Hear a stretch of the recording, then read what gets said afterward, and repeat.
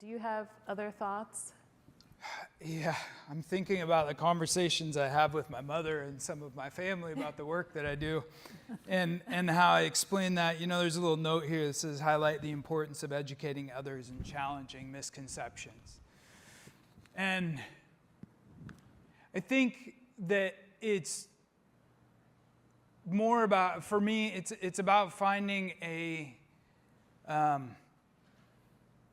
really authentic way to talk about the population that we're talking about. So when we're challenging misconceptions about, homelessness, when we're challenging misconceptions about substance use, I think that on its surface, a lot of those challenges, when we're trying to, quote unquote, educate somebody, become debatable items, right? Debatable facts. Well, and people kind of have a response to that. What I think that I would like to share in this area is, can you find a way to talk about this population as human beings?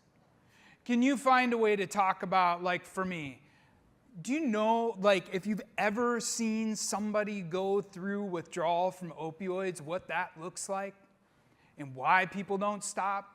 Do you know why people use? That in people that are really struggling with use, that they're typically treating physical pain or they're treating mental trauma, right? Or they're, whatever it is, right?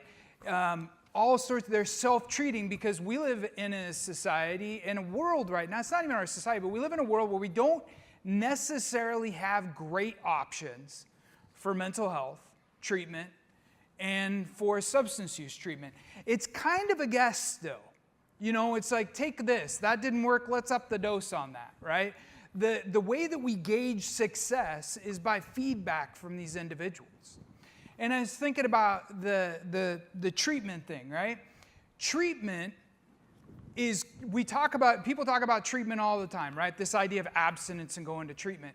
The thing about treatment that's so kind of devastating is the way that we talk about treatment is from the perspective of all the people that have succeeded. So we've taken all these people and we've worked backwards and said, this is what they did, you got to do that.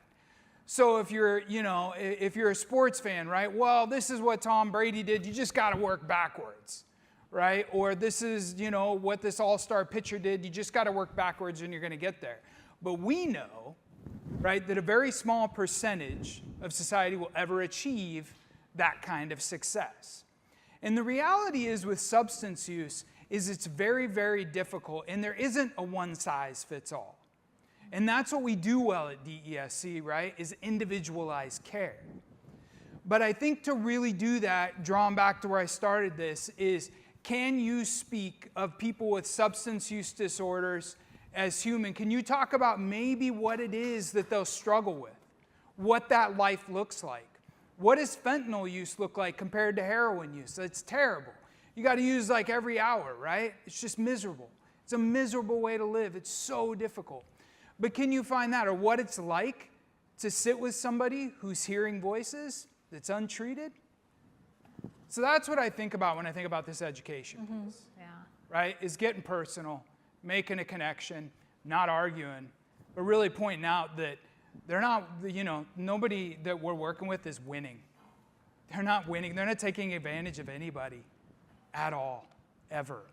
In fact, they've been taken advantage of their whole life, by a system that doesn't know how to treat them. And usually they got there often by backstories that will keep you awake at night, right? And that's what we're doing every day.